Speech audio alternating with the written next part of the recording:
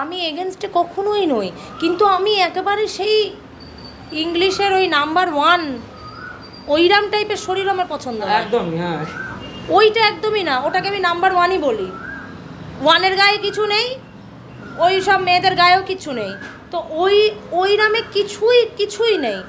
শরীরে কিছু অন্তত থাকবে, 100 বার। হ্যাঁ, কিছু অন্তত থাকো, নইলে তোমাকে দেখে মনে হবে ভাইরে তুমি কত মাস খেতে পাও না বলো, তোমাকে খাবার দিচ্ছে। মানে তার সামনে যখন first Kareena Kapoor zero figure নিয়ে আনলো, মানে ওইটাই নাম হলো মানে জিরো ফিগার। হ্যাঁ, মানে কেউ আমাদের জানতোই না ওটা কি মানে জিরো ফিগার বলে আবার কি আছে। যখন আমরা ওই সময় 9-10-এ পড়ি, করিনা কাপুর মানে আমাদের কাছে বিশাল ব্যাপার, বুঝতেই পারছো। সেক্সি লেগেছিল, এটা মানে মানতেই হবে। তোমরা মেয়ে বলছো, তাহলে ছেলে আমাদের কাছে ভেবে দেখো, বিশেষ করে ডনের ওই গান ইয়ে মেরা দিল প্যার কা দিবানা, তো তারপর ভালো লেগেছে, মারাত্মক লেগেছিল।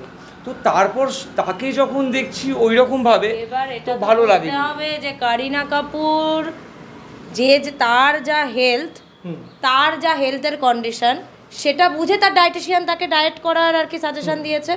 এবার আমি তো করিনা কাপুরের বা বলো বা আলিয়া ভাট বলো বা শ্রদ্ধা কাপুরের বলো, আমি তাদের ডায়েট ফলো করতে পারি না, কারণ ওদেরটা সম্পূর্ণ আলাদা। ওদের শরীর বুঝে ডায়েটিশিয়ানরা ওদের সামনে কি না থাকে বলো, স্টাইলিশ থাকে, ডায়েটিশিয়ান থাকে, কি বলবো, ফিজিওথেরাপিস্ট থাকে, এভরিথিং ওদের কাছে সব কিছুই থাকে, কিন্তু আমাদের কাছে তো সেটা সবসময় অ্যাভেলেবেল থাকে না।